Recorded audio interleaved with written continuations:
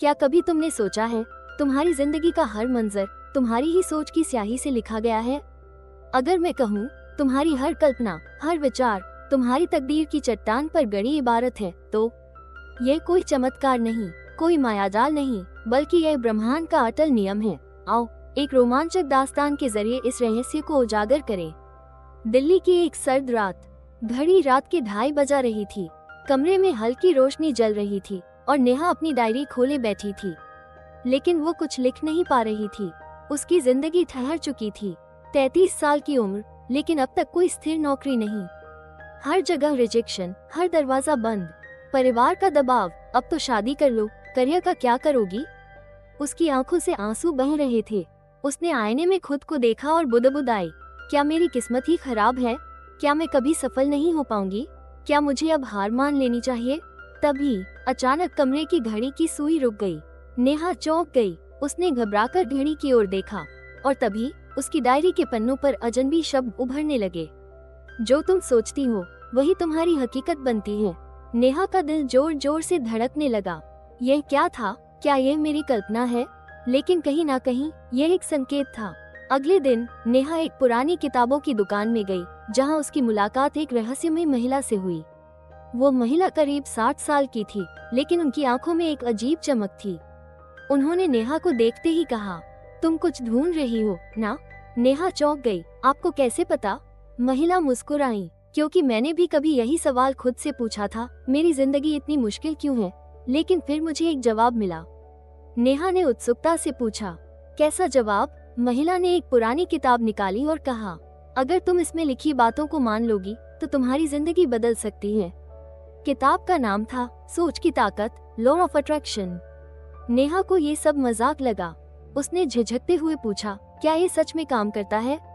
महिला ने रहस्यमयी मुस्कान के साथ कहा, तुम्हारी सोच ही तुम्हारी तकदीर है, इसे आजमा कर देखो। नेहा ने किताब अपने बैग में रखी और वहाँ से निकल गई। घर आकर नेहा ने किताब पढ़नी शुरू की। उसमें 3 अनोखे नियम लिखे थे। जो तुम सोचती हो वही तुम्हारी जिंदगी में आता है।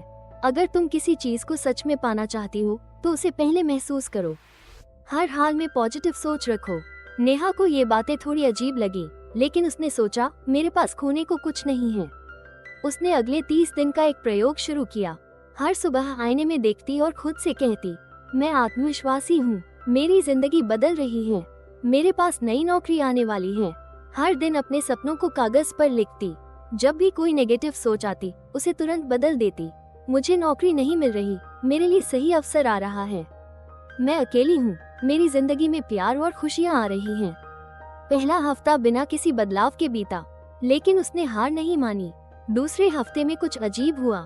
नेहा को अचानक एक पुरानी दोस्त का कॉल आया, जिसने उसे एक फ्रीलांस प्रोजेक्ट ऑफर किया। एक इंटरव्यू में जहां पहले वो रिजेक्ट हो चुकी थी, उसे दोबारा बुलाया गया।